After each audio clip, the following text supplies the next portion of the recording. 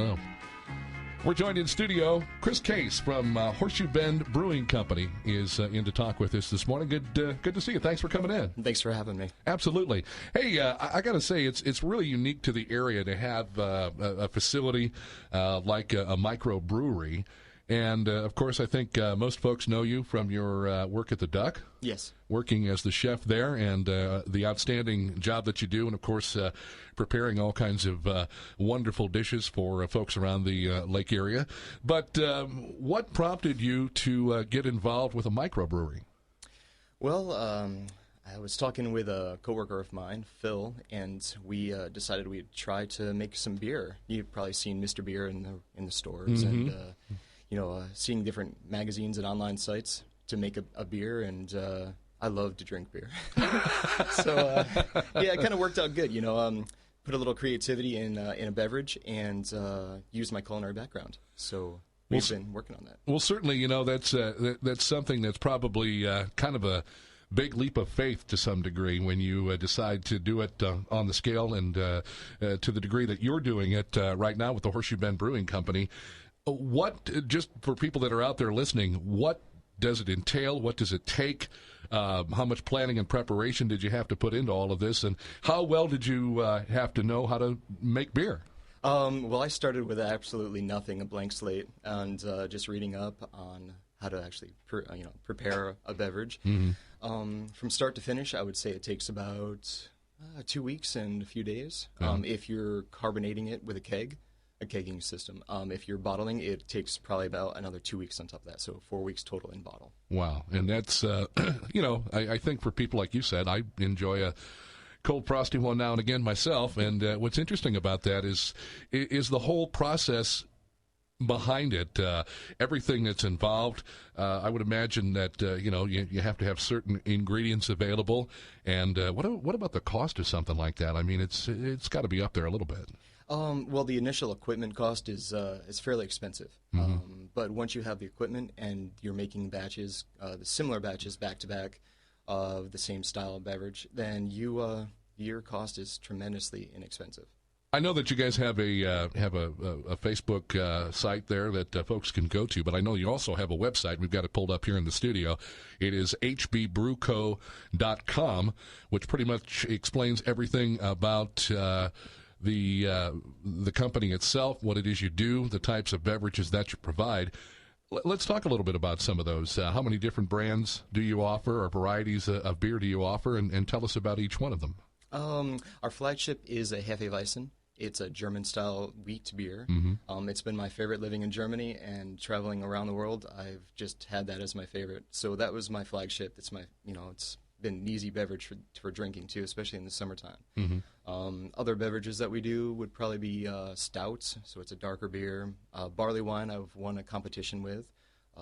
Porter is really delicious. It's got coffee and chocolate notes to it.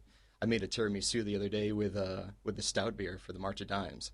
So when we did the event with the Duck Restaurant, I served the beverage too. So it was really good. And what does it take? I mean, you see obviously plenty of beer in stores. You talk about some of the different types that you feature, kind of a wheat beer or a porter. Those kind of differentiate from the normal domestic brews that you see in stores and in bars and restaurants around the area. How tough is it for you to acquire those ingredients necessary in order to produce the different types of beer that you make? Oh, the ingredients themselves are real easy to purchase through home brewing stores. Mm-hmm. Online sites, especially nowadays, are just a lot easier to purchase the grains that I need to make the beverage. Right. So, it's not hard at all. It's just mostly getting everything together, creating a recipe, and brewing it up. Yeah. And how many, I guess, in the time that you've been in existence, how many gallons of beer do you think that you've produced? Legally, I'm only able to make 200 gallons or less. Okay. So I've made less than 200 gallons. Well, I know that you've been involved in a number of different fundraisers and getting the product out there in front of people.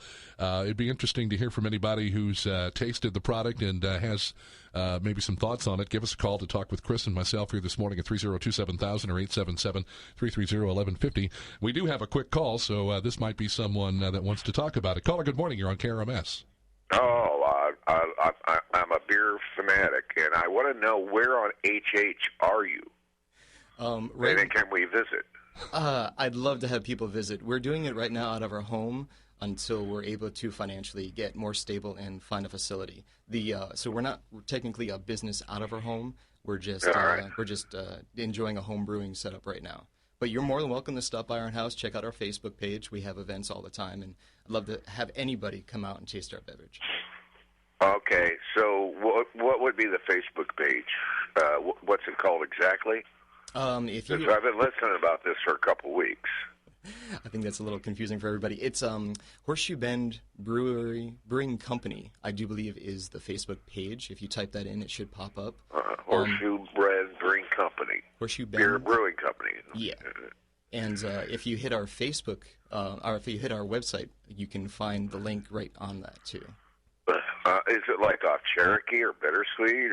Or my physical address is off of Cherokee, yes. Off Cherokee? Okay. We're going to find you. Sounds great. I look forward to meeting you. All right. So it's HH Brewing Company, is that right? It's the website, sir, is hbbrewco. hbbrewco.com.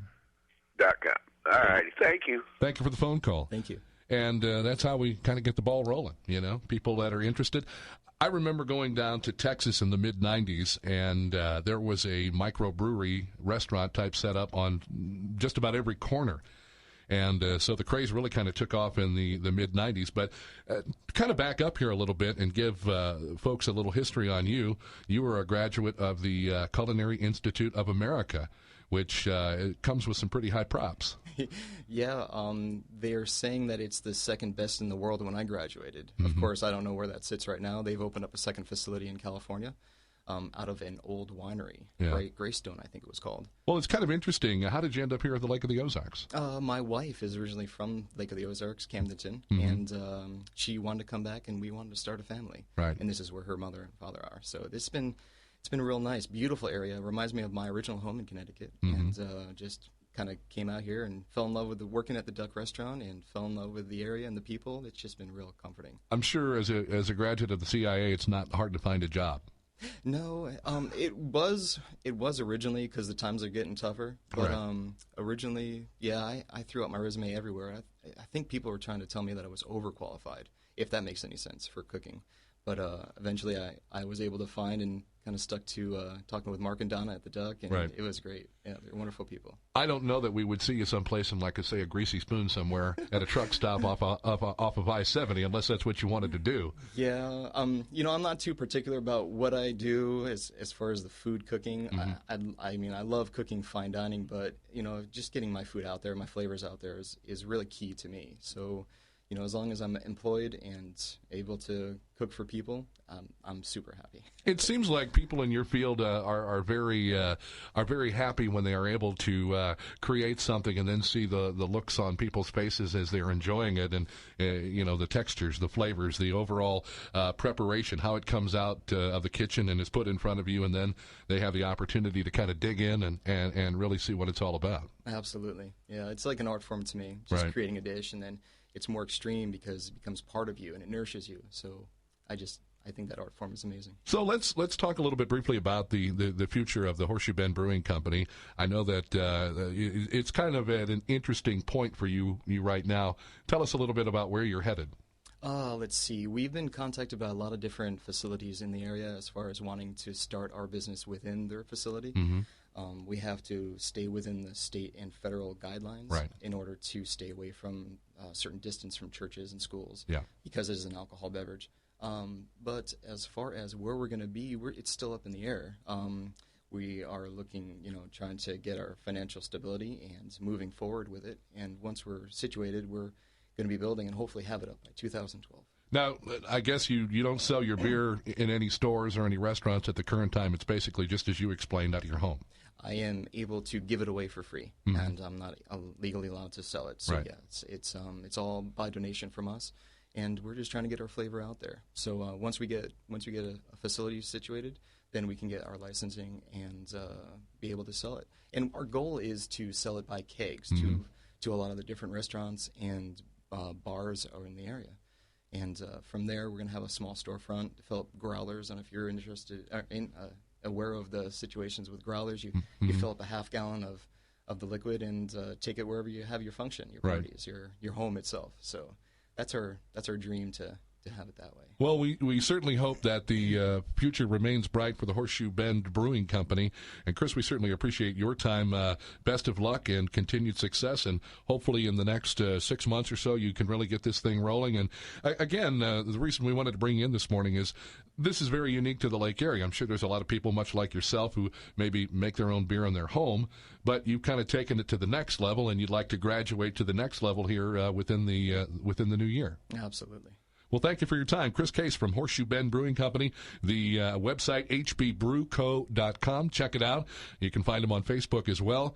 And hopefully, like I said, we'll have the opportunity to hook up with you in an event and taste one of the many great beers that you produce. Thank you for your time. Thank you so much, KP. You bet. Let's head out to the Weather Eye Weather Center and get an update on the forecast one more time. Jennifer, what can you tell us this morning? Yep, still very unseasonably warm temperatures for this time of the year and very dry as well. So we're looking at a high-pressure system